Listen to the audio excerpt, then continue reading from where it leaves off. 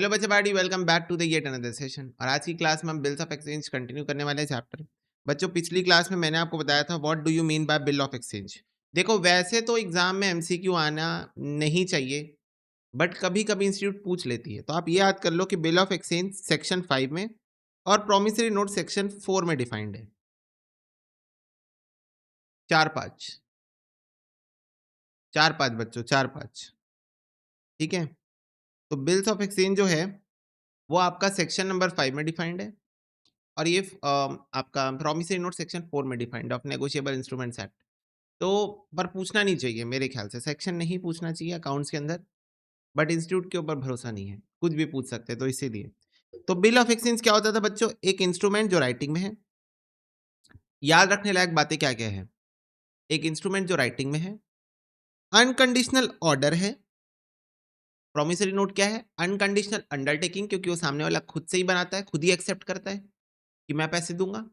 ये ऑर्डर है, ये ड्रॉ ड्रॉई को बोलता है कि पैसे दे। ड्रॉ ड्रॉई को बोलता है यहाँ पर।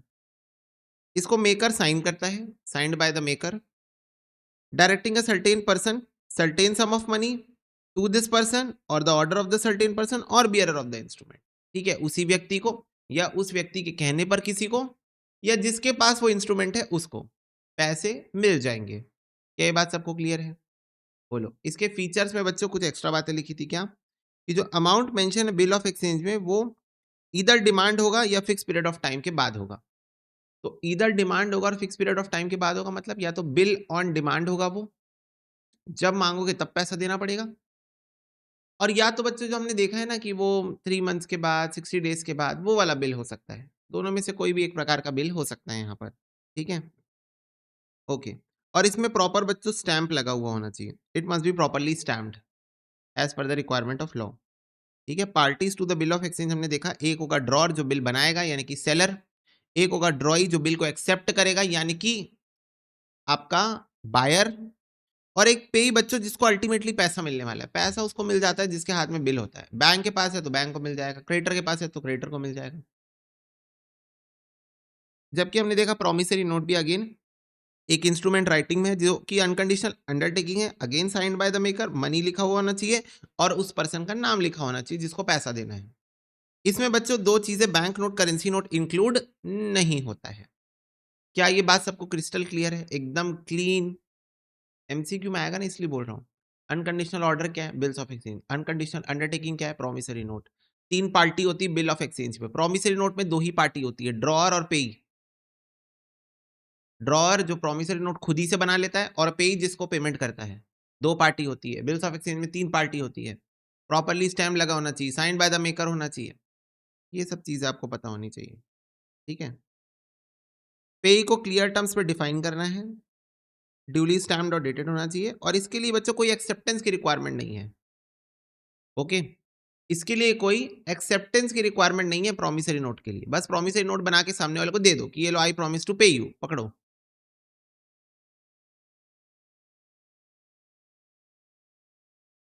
क्लियर है?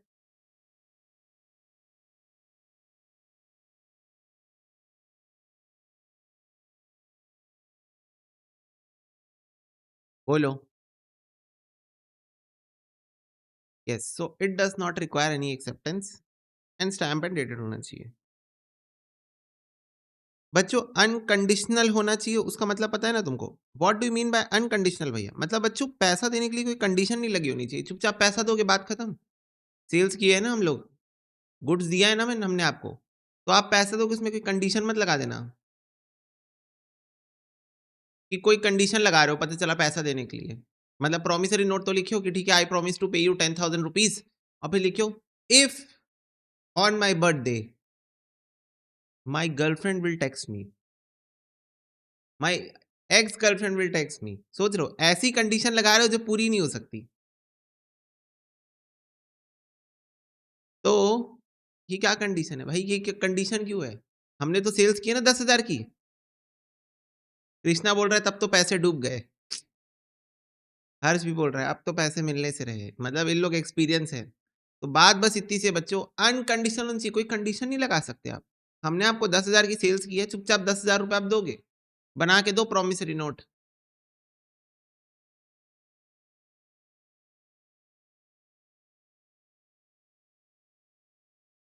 ओके, बोलो। तो अनकंडीशनल का मतलब उसमें कोई कंडीशन नहीं लगी होनी चाहिए, चुपचाप बस पैसा मिलने वाला है, बात खत्म। No conditions should be attached. Okay, due date, days of grace का पता है? हाँ बच्चों, अब ये कुछ इंपॉर्टेंट बात है। Bill at site, on demand, on presentation. अब मैंने आपको जो बिल ऑन डिमांड का मतलब बताया ना, जब पैसा मांगोगे तब देना पड़ेगा, जब पैसा मांगोगे तब पैसा देना पड़ेगा। उसके 3 नाम हैं। Bill at sight, at sight मतलब तुरंत, तत्काल। एट साइट मतलब तुरंत, तत्काल। बिल ऑन डिमांड तो बता दिया, और bill on presentation, bill on presentation मतलब जब बिल प्रेजेंट हुआ तब पेमेंट करना पड़ेगा। तो due date is the date on which bill is presented for the payment.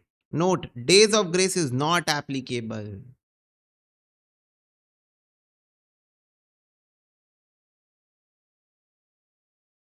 बोलो, यस मधुर, समझ गए? ड्यू डेट कौन सी डेट होती है? जिस दिन बिल आपके पास आ गया, भाई पैसे दे, तुरंत देना पड़ेगा। कोई डेज ऑफ ग्रेस का कॉन्सेप्ट नहीं है यहां पर, कोई डेज ऑफ ग्रेस का कॉन्सेप्ट नहीं है, ठीक है? तो ड्यू डेट कब होगी बच्चों? जब सामने वाले का मन करे। सिंपल शब्दों में, सिंपल शब्दों में बात यह है कि जिसके पास बिल है उसका जब मन करे तब आपको उसको पैसे देने पड़ेंगे। Bill at site, bill on demand, bill on presentation, ये होता है इसके 3 नाम।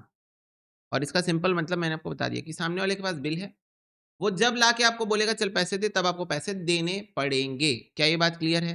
कोई ग्रेस डेज वेज नहीं कि वो पैसा लेने आया, तुम बोल रहे हो नहीं नहीं 3 दिन बाद आना, ग्रेस डेज लगेगा। कोई ग्रेस डेज नहीं लगेगा, जब पैसा मांगेगा तब देना पड़ेगा। ओके, अब 2 कॉन्सेप्ट होता है, bill after sight, bill after date. ये 2 कॉन्सेप्ट होता है बच्चों, bill after sight, bill after date. ये आपको ध्यान रखना है, इसका थोड़ा सा प्रैक्टिकल इंप्लीकेशन हो सकता है।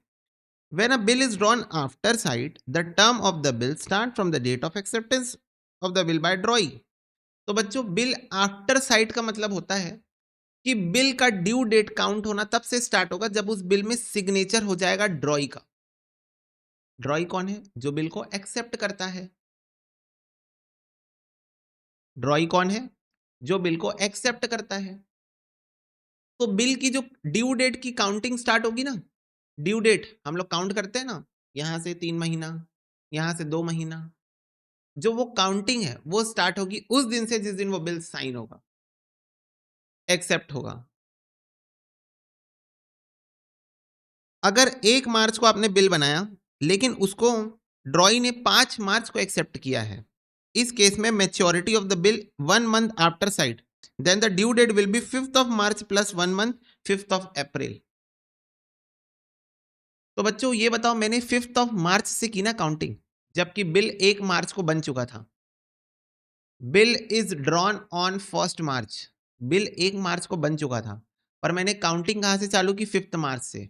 5th मार्च को क्या हुआ था? बिल साइन किया गया था ड्रॉई के द्वारा, बायर के द्वारा एक्सेप्ट किया गया था। तो जिस दिन बिल एक्सेप्ट होगा उस दिन से काउंटिंग स्टार्ट होगी, उसको बोलते हैं बिल आफ्टर साइट। इसको तुम ऐसे याद रख सकते हो, बिल आफ्टर साइन। इसका नाम नहीं है बिल आफ्टर साइन, पर इसको तुम ऐसे याद रख सकते हो कि बिल आफ्टर साइन। साइन कर लेगा ड्रॉई, ड्रॉई जो एक्सेप्ट करने वाला है बिल को, वो एक बार इसको साइन कर दे तब वहां से काउंटिंग स्टार्ट होगी। तो बिल आफ्टर साइन, जबकि इसका नाम है बिल आफ्टर साइट। और ऑब्वियसली मैंने आपको बिल आफ्टर साइट का मतलब बता दिया, तो आई थिंक आपको बिल आफ्टर डेट का मतलब ऑटोमेटिक समझ में आ गया होगा। बिल आफ्टर डेट का मतलब जिस दिन बिल बना उस दिन से काउंटिंग स्टार्ट, साइन कभी भी हो उससे कोई फर्क नहीं पड़ेगा। जिस दिन बिल बना उसी दिन से काउंटिंग स्टार्ट हो जाएगी, ठीक है, जिस दिन बिल बनाया गया है। तो देखो, when a bill is drawn after date, the term of the bill start from the date of drawing the bill. For example, अगर बिल 1 जनवरी को ड्रॉ हुआ है, मैच्योरिटी 30 दिन की है, तो उसका ड्यू डेट 1 जनवरी प्लस 30 दिन 31 जनवरी होगा। मतलब साइन कब हुआ उससे कोई फर्क नहीं पड़ने वाला है, जिस दिन बिल बना है उस दिन से काउंटिंग स्टार्ट होगी। तो फटाफट से बताओ, बिल आफ्टर डेट और बिल आफ्टर साइट का मतलब समझ में? बहुत टेस्ट करती है इंस्टीट्यूट इसको एमसीक्यू में, बहुत ज्यादा लिखती है। बिल आफ्टर डेट है बताओ, बिल आफ्टर साइट है बताओ। क्लियर है? बिल आफ्टर साइट मतलब साइन होने से काउंटिंग स्टार्ट करोगे, बिल आफ्टर डेट मतलब जिस दिन बिल बना उस दिन से स्टार्ट करोगे। ओके, प्रॉमिसरी नोट तो बेटा बायर खुद ही बनाता है, तो ऑटोमेटिकली वो जिस दिन बनाया उसी दिन से डेट स्टार्ट हो गया, क्योंकि उसमें कोई एक्सेप्टेंस की जरूरत नहीं होती, right Arnav? Promissory note does not require any acceptance, तो उसमें bill after date, bill after sight का कॉन्सेप्ट आएगा ही नहीं, क्योंकि एक्सेप्टेंस की उसमें रिक्वायरमेंट ही नहीं है। क्लियर?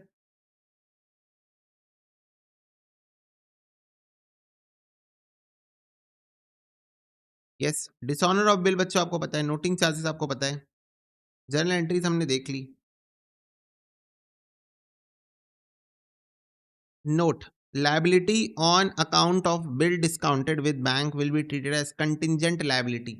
तो बच्चों आप बैंक से बिल डिस्काउंट करा के आते हो, आप बैंक से बिल डिस्काउंट करा के आते हो, bank account debit, discounting charges account debit to BR. Due date के दिन बैंक को पैसा देगा तुम्हारा डेटर, बोलो हाँ। ड्यू डेट के दिन पैसा बैंक को देगा तुम्हारा डेटर, है ना? यस। मैं आपसे पूछना चाहता हूं, तब क्या होता है जब डेटर पैसा नहीं दे पाता बैंक को? मुझे बताओ। In the event when the debtor is unable to pay the amount to the bank against a BR, तब क्या होता है? बिल डिसऑनर होता है। फिर क्या होता है? बैंक मेरे से पैसा ले लेती है, करेक्ट? बैंक मेरे से पैसा ले लेती है। अब बताओ बैंक मेरे से पैसा लेगी या नहीं लेगी? ये कंटिंजेंट है ना। कंटिंजेंट का मतलब क्या होता है? विच मे और मे नॉट हैपन। कंटिंजेंट का मतलब क्या होता है? जो हो भी सकता है और नहीं भी हो सकता है। ऐसी चीजें जो हो भी सकती है और नहीं भी हो सकती, उसको कंटिंजेंट बोलते हैं। तो अगर तो बिल डिसऑनर हो गया तो बैंक मेरे से पैसा ले लेगी। अगर बिल डिसऑनर नहीं हुआ तो बैंक मेरे से पैसा नहीं लेगी। क्या ये बात क्लियर है? फटाफट से बताओ। अगर बिल डिसऑनर हुआ तो बैंक मेरे से पैसा ले लेगी, नहीं हुआ तो नहीं लेगी। तो ये बच्चों एक कंटिंजेंसी है, कोई श्योरिटी नहीं है इसकी आपके पास। ये तभी पता चलेगा जब वो दिन आएगा। जब वो दिन आएगा तभी आपको ये बात पता चल पाएगी। तो बच्चों, liability on account of bill discounted with bank will be treated as contingent liability. इसीलिए जो बिल डिस्काउंटेड आप बैंक से करवा के रखते हो उसको आप एक कंटिंजेंट लायबिलिटी की तरह शो करते हो।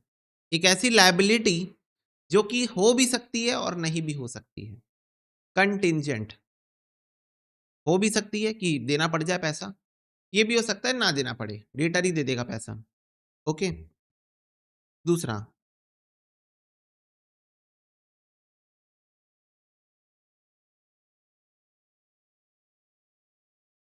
नहीं इसको अभी छोड़ दो, इंसॉल्वेंसी का केस है। रिन्यूअल ऑफ बिल मैंने आपको बता दिया कि समटाइम्स जो एक्सेप्टर है वो बिल को मेट नहीं कर पाता, तो वो आपसे ड्यू डेट के पहले आके बोलता है या ड्यू डेट पे एग्जैक्टली आके बोलता है कि बिल को डिसऑनर मत करो, मेरे लिए एक नया बिल बना के दे दो, बिल को रिन्यू कर दो और नया बिल बना के दे दो। करेक्ट? बोलो। तो वो होता है renewal of bill. Retirement of bill of exchange क्या होता है?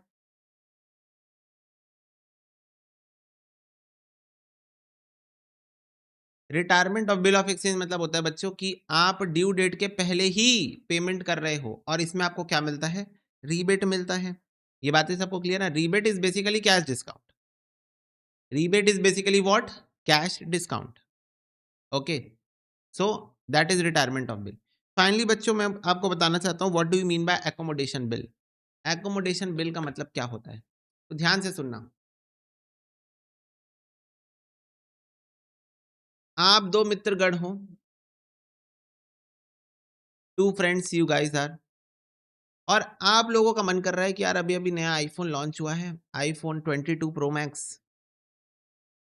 तो आईफोन 22 प्रो मैक्स लेने का आप लोग का मन कर रहा है, ठीक है? अभी अभी हुआ है ना लॉन्च, पिछले महीने, आईफोन 22। तो वो आपका लेने का मन कर रहा है, ठीक है?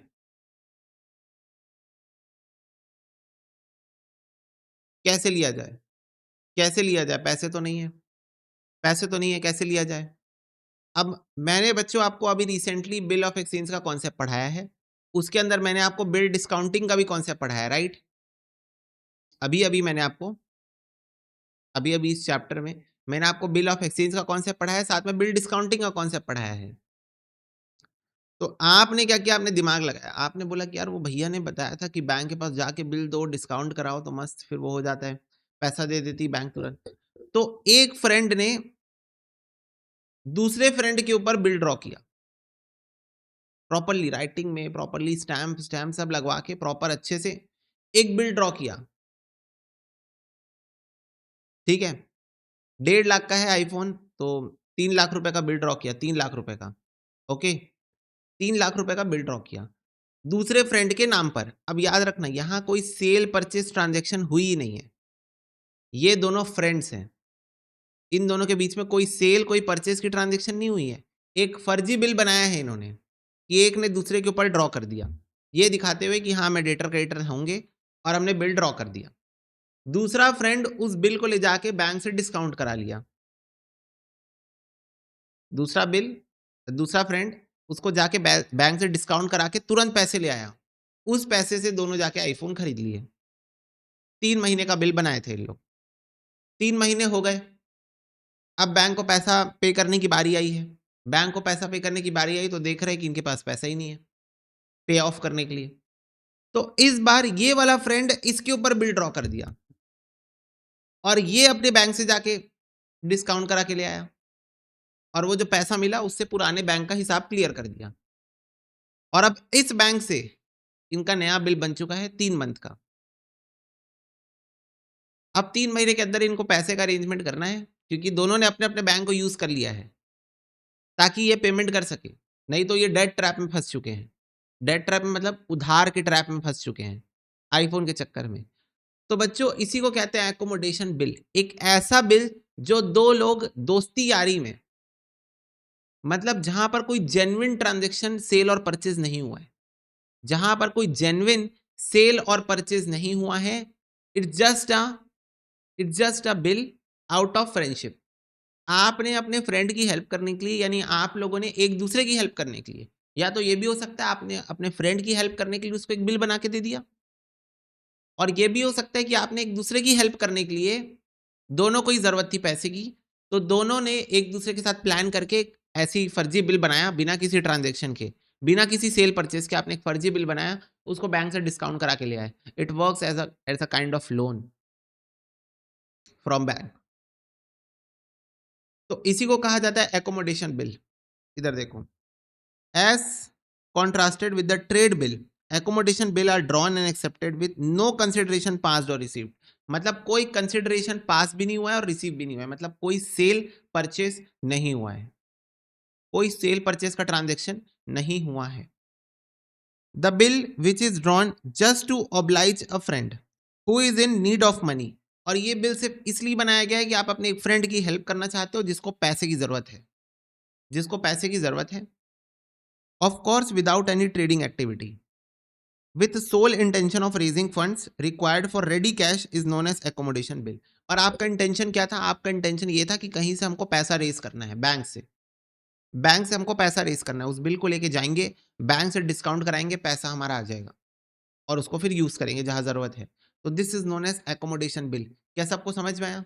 दोस्ती यारी वाला बिल, बिना किसी ट्रांजेक्शन के जो आप बिल अपने दोस्त के ऊपर बनाते हो, वो बिल जाके वो बैंक के पास डिस्काउंट करा लेता है, उसको इमीडिएटली फंड मिल जाता है। ये होता है एकोमोडेशन बिल का मतलब। Okay, to help your friend to raise funds. Clear है ये बात सबको?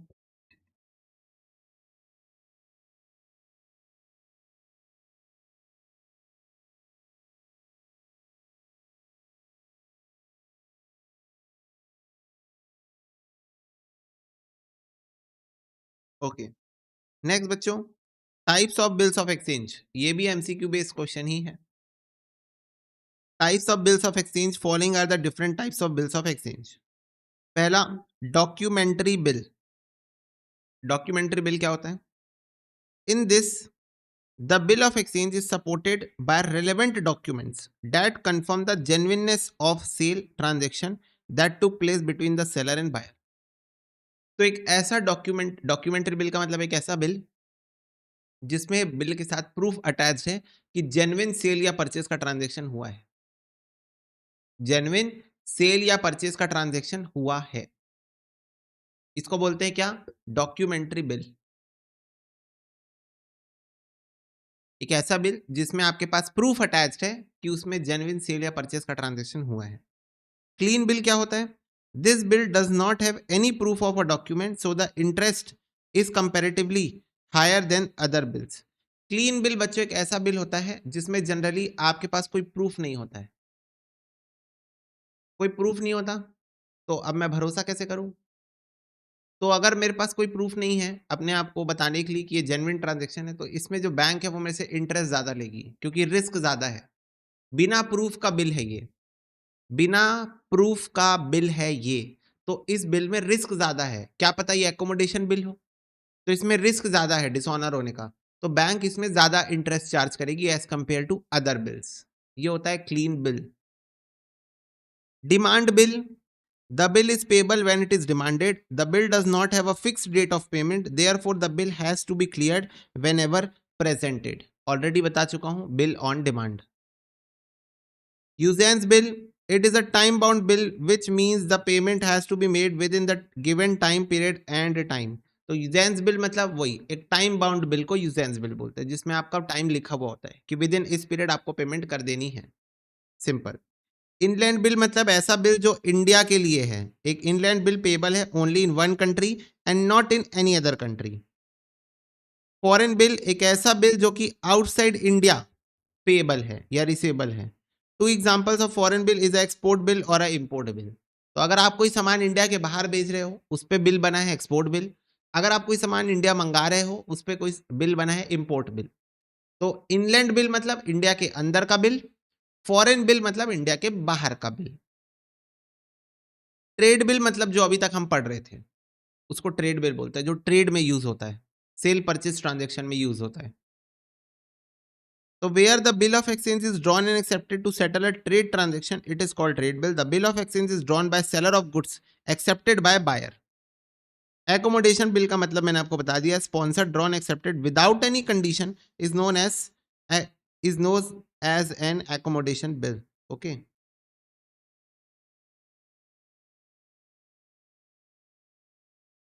तो बच्चों ये थे कुछ types of bill of exchange. फटाफट से बताओ क्लियर हुआ ये? किसी पॉइंट पे डाउट है? किसी बिल ऑफ एक्सचेंज के मीनिंग में डाउट है तो पूछ लो।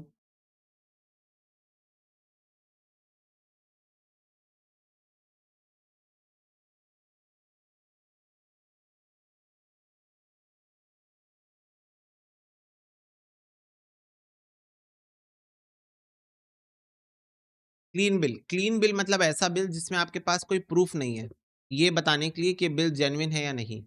तो अब इसमें रिस्क ज्यादा है, तो बैंक आपसे इस टाइप के बिल में ज्यादा इंटरेस्ट चार्ज करती है क्योंकि ज्यादा रिस्क है इस बिल को डिस्काउंट करने में।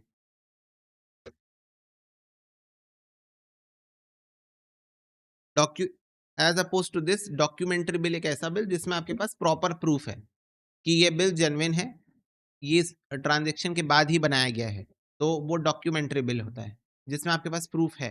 क्लीन बिल में आपके पास प्रूफ नहीं है, तो जिसमें प्रूफ नहीं है उसमें रिस्क ज्यादा है, तो बैंक आपसे इंटरेस्ट ज्यादा चार्ज करेगी। ठीक है,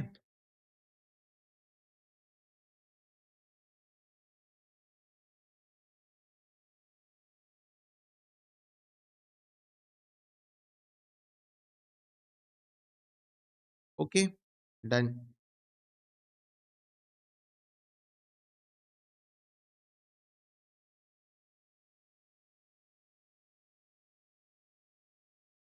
चलो हमारे कुछ क्वेश्चंस बाकी थे। What journal entry will be passed in the books of drawer and drawee at the time of dishonor of bill of exchange in the following cases? तो बच्चों अगर आपका बिल ऑफ एक्सचेंज डिसऑनर हो जाए तो क्या जर्नल एंट्री पास होगी? Drawer और ड्रॉई की बुक्स में। If bill of rupee 10,000 was discounted with the bank and the noting charges paid by the bank 100 rupees, तो बच्चों अगर आपने बिल को डिस्काउंट करा के रखा था और वो डिसऑनर हो जाए तो ड्रॉअर अपनी बुक्स पे क्या एंट्री पास करेगा? वो फिर से ड्रॉई को डेटर बनाएगा और बैंक उससे पैसा काट लेगी, तो टू बैंक। करेक्ट, हाँ, debtor account debit to bank, yes. तो डेटर या फिर drawee account debit to bank account, और अमाउंट कितना होगा 10,000 प्लस 100। अमाउंट कितना होगा 10,000 plus 100। Easy. If B R of rupee 10,000 endorse in favour of C, noting charges paid by C 100 rupees. तो यहां पर बच्चों हमने अपने क्रेडिटर को एंडोर्स करके रखा था इस बिल को, तो हम ड्रॉई को डेबिट करेंगे और अपने क्रेडिटर को फिर से क्रेडिट कर देंगे इन फेवर ऑफ सी। सी को फिर से क्रेडिट कर देंगे। क्लियर है? Debtor account debit to C account, yes. Debtor और ड्रॉई सेम पर्सन है ना बच्चों। अगर बी आर हम रिटेन करके रखे थे और नोटिंग चार्जेस हमने 100 रुपये पे किए हैं, तो यहां पर भी ड्रॉई अकाउंट डेबिट होगा। बी आर हमारे पास था तो बी आर क्रेडिट होगा, और हमने 100 रुपये का कैश पे किया है तो 100 रुपये क्रेडिट होगा। ठीक है, तो ये 10,100 इस तरीके से होगी एंट्री। क्लियर बच्चों? Easy question. ये दिसंबर 2021 इंटर के एग्जाम में आ चुका है क्वेश्चन बच्चों। फाउंडेशन के लेवल का नहीं है ये क्वेश्चन। बोलो, बताओ बताओ, फाउंडेशन के लेवल का भी है ये क्वेश्चन। इंटर एग्जाम में आया था दिसंबर 2021 में। क्यों आया मैं यही सोच रहा हूँ, पर आया था।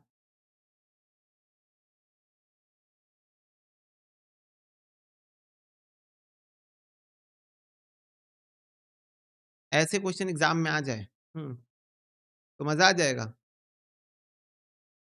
बिल्कुल फ्री के मार्क्स है भाई, बिल्कुल एकदम। क्या बताऊं।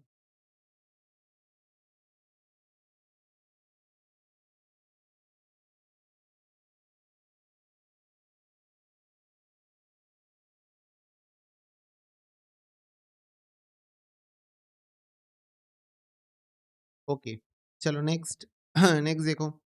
जेपी जेपी सोल्ड कर रहा है गुड्स 2,10,000 का पीके को 1 जुलाई 2022 को। ठीक है, इधर देखो, एंट्री पास करते करते चलते हैं, नहीं तो पूरा क्वेश्चन पढ़ लो, उसके बाद फिर से पूरा क्वेश्चन पढ़ो एंट्री पास करने के लिए।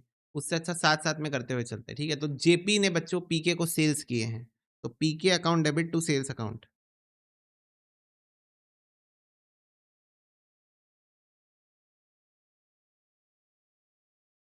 2,10,000 रुपए 1 जुलाई।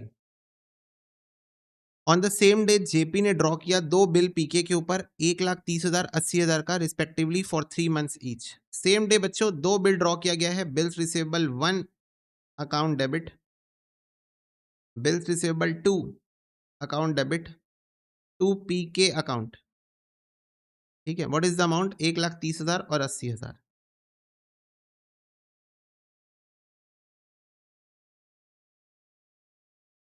ठीक है, फिर पीके ने एक्सेप्ट कर दिया इन बिल को और रिटर्न कर दिया जेपी को 4 जुलाई को। ठीक है, जेपी डिस्काउंट कराया है इन बिल्स को with bank at a discount of 15% per annum. तो बच्चों जेपी ने 4 जुलाई को, जेपी ने 4 जुलाई को, अच्छा फुल स्टॉप लगा था, पीके ने इस बिल को एक्सेप्ट करके जेपी को वापस किया। फिर 4 जुलाई को जेपी ने इन बिल्स को डिस्काउंट कराया है बैंक से 15% के रेट से। तो 4 जुलाई bank account debit discounting charges account debit. बच्चों 3 महीने का बिल है, मुझे कोई डिस्काउंटिंग चार्जेस बताएगा? 3 मंथ्स के बिल है, मेरे को डिस्काउंटिंग चार्जेस बताओ कितना आ रहा है?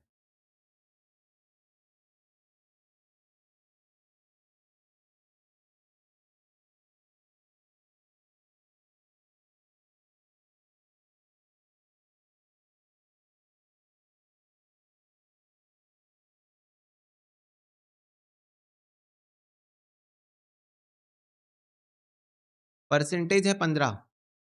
15% है, दोनों बिल डिस्काउंट हो गए हैं, दोनों बिल।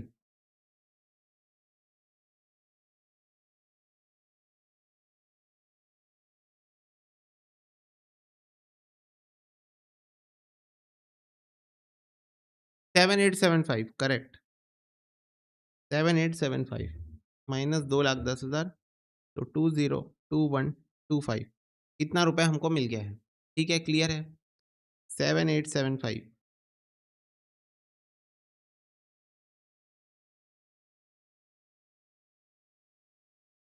बोलो बच्चों, कि यहाँ तक की बात सबको क्लियर है?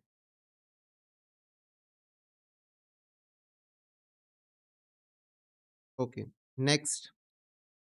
पीके met the first bill on due date by paying to the bank, but he showed his inability to pay full amount of the second bill on the due date and paid 35,000 in cash. बच्चों पीके first bill को mat कर लिया है। First bill मतलब 1,30,000 वाला bill. तो 1,30,000 वाला bill इसने सही से पे कर दिया है बैंक को, तो इसकी एंट्री तो मैं पास नहीं करूंगा। लेकिन बच्चों सेकंड बिल डिसऑनर हो गया, सेकेंड बिल डिसऑनर हो गया, but he showed his inability to pay full amount of second bill on the due date. तो सेकेंड बिल यहां पर क्या कर गया है? डिसऑनर कर गया है, बेसिकली यही बोलना चाह रहा है। तो बच्चों सेकेंड बिल डिसऑनर हुआ। नोटिंग चार्जेस क्वेश्चन ने बोला नहीं है, पहले ये बताओ। 1 जुलाई, 1 अगस्त, 1 सितंबर, 1 अक्टूबर, 2, 3, 4, 4 अक्टूबर को ये कार्यक्रम होगा। तो 4 अक्टूबर को मेरा सेकेंड बिल डिसऑनर हो गया। नोटिंग चार्जेस नहीं तो बताया है, पर मैं फिर से पीके को डेबिट कर दूंगा और बैंक मेरे अकाउंट से 80,000 रुपए जो सेकंड बिल का अमाउंट था उसको कट कर लेगी। करेक्ट? सेकंड बिल का बच्चों जो अमाउंट था 80,000 रुपए, बैंक उसको मेरे अकाउंट से काट लेगी। बोलो ना हाँ।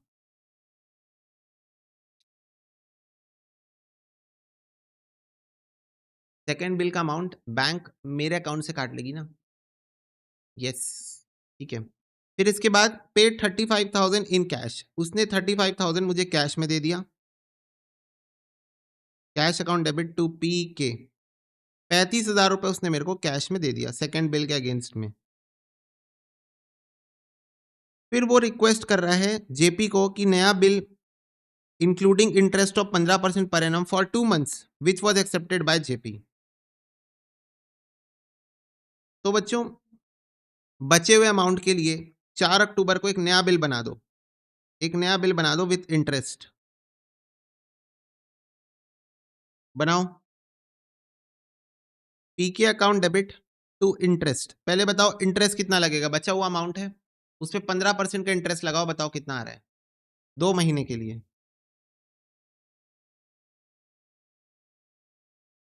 कितना आ रहा है बताओ इंटरेस्ट? 1125। करेक्ट, 1125 का इंटरेस्ट आ रहा है। तो इतना तो इंटरेस्ट हमने पीके के ऊपर लगा दिया। अब बनाओ नया बिल, नया बिल बनाओ। B R account debit to PK account, 45,000 बचा है प्लस इंटरेस्ट, तो 46,125 रुपीज का बिल बन गया। ओके। फिर before the fresh bill become due, PK retire कर रहा है बिल को विद रीबेट ऑफ 625 रुपए। तो बच्चों ड्यू डेट के पहले, बताया नहीं कब, पर ड्यू डेट के पहले पीके आके पैसा दे रहा है बिल का और उसको रीबेट मिल रही है 625 रुपए की। तो ठीक है, बैंक अकाउंट डेबिट, एक अननोन डेट पे बैंक अकाउंट डेबिट, हमने उसको डिस्काउंट दिया तो डेबिट करना पड़ेगा। Rebate account debit to B R account, 46,125 का बी आर था, 625 रुपए का रीबेट, तो ये आ रहा है 45,500। क्या ये बात सबको क्लियर है? फटाफट से बताओ। 45,500 रुपीज, ये था बच्चों क्वेश्चन आया था आपके एग्जाम में, आया था जून 2023 अटेम्प्ट में, इंटर के एग्जाम में आया था। ठीक है, बिल्कुल ही फाउंडेशन लेवल क्वेश्चन इंटर में पूछा गया था, यही बात है।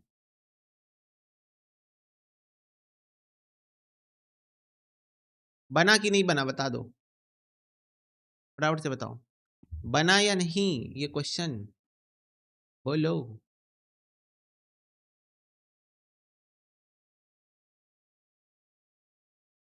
कोई बात नहीं, कंबाइन एंट्री कर सकते हो, कोई दिक्कत नहीं है। हाँ कोई दिक्कत नहीं है, एब्सोल्युटली करेक्ट है।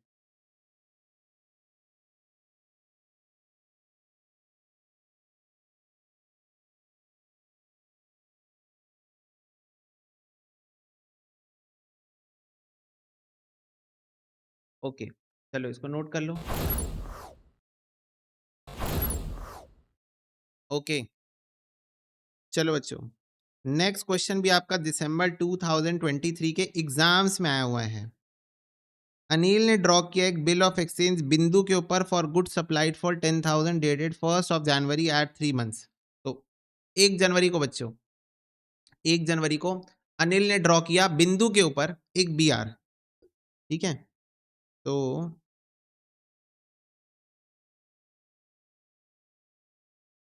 देखो सॉल्यूशन नंबर 34,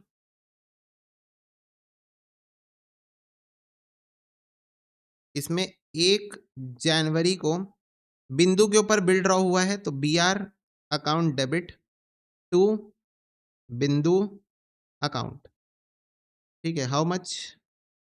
10,000।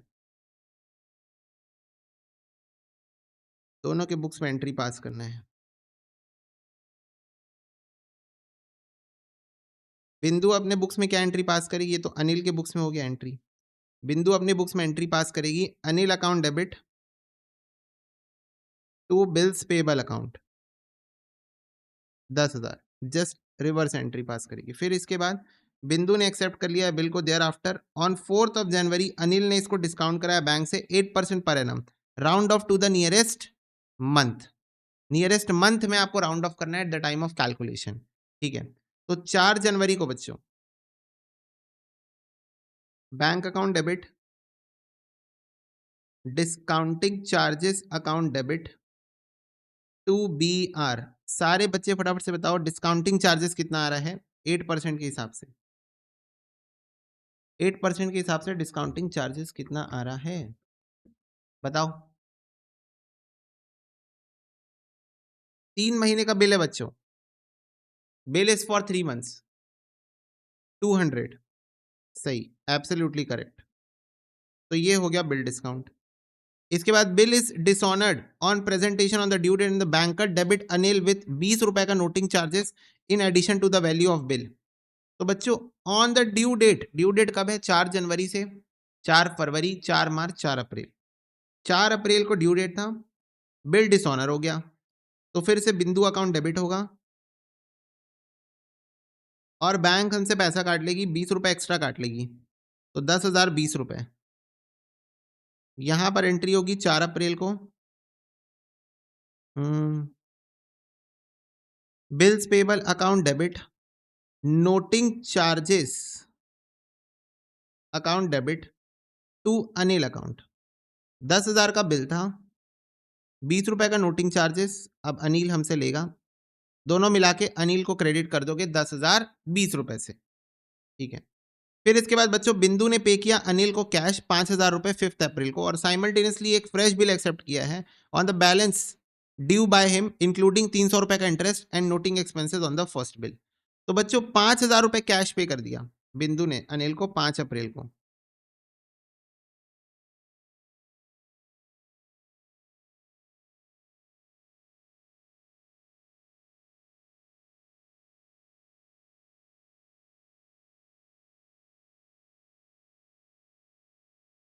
₹5,000 कैश पे किया बिंदु ने अनिल को, इंटरेस्ट लग गया 300 रुपए का बिंदु के ऊपर,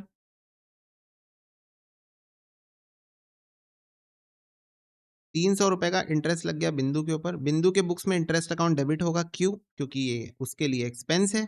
और अनिल क्रेडिट होगा क्योंकि अनिल उसका क्रेडिटर है, तो उसका 300 रुपए से बैलेंस बढ़ेगा इंटरेस्ट लगने के कारण। अब एक नया बिल बनेगा, B R account debit to Bindu account. अब ये बताओ बिंदु का कितना पैसा ड्यू था? 10,000 20 रुपए माइनस 5,000 रुपए उसने पे कर दिया प्लस 300 रुपए, तो 5320 का बिल बनेगा। बोलो हाँ, 5320 ड्यू था तो 5320 का बिल बनेगा। बोलो यस और नो।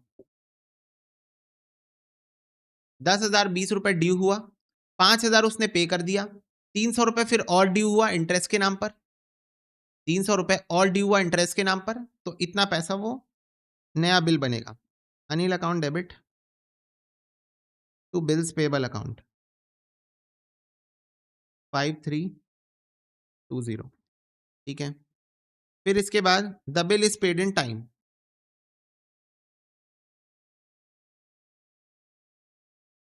तो बच्चों डेट नहीं दी है बिल की, तो विदाउट डेट आपको एंट्री पास करना पड़ेगा bank account debit to B are.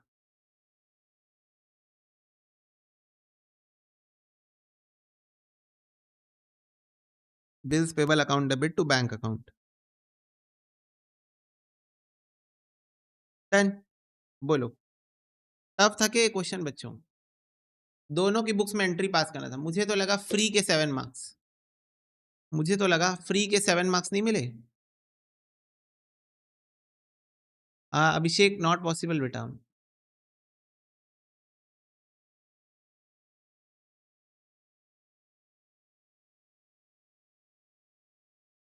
Yes और नो? येस।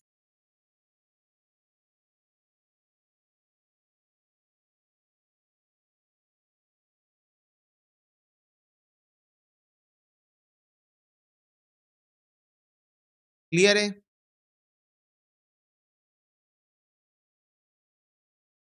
हाँ, सोनम कर सकते हो आप।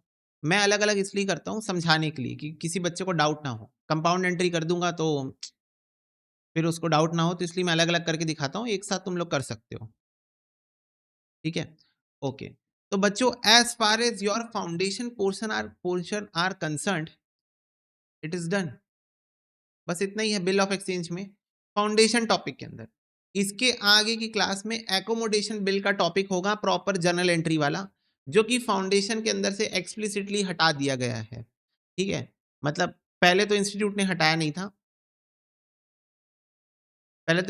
हटाया नहीं था, बट अब हटा दिया है। वो डेफिशिएंसी वाला क्वेश्चन है ना, और एकोमोडेशन बिल वाला क्वेश्चन, इंस्टीट्यूट ने बच्चे उसको हटा दिया है फाउंडेशन से। ये देखो, एक्सक्लूडिंग एकोमोडेशन बिल और इंसॉल्वेंसी।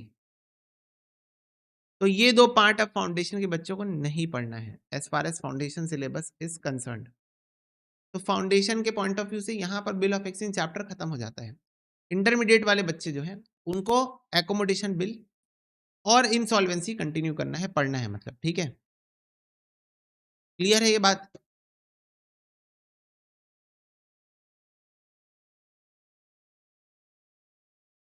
ओके?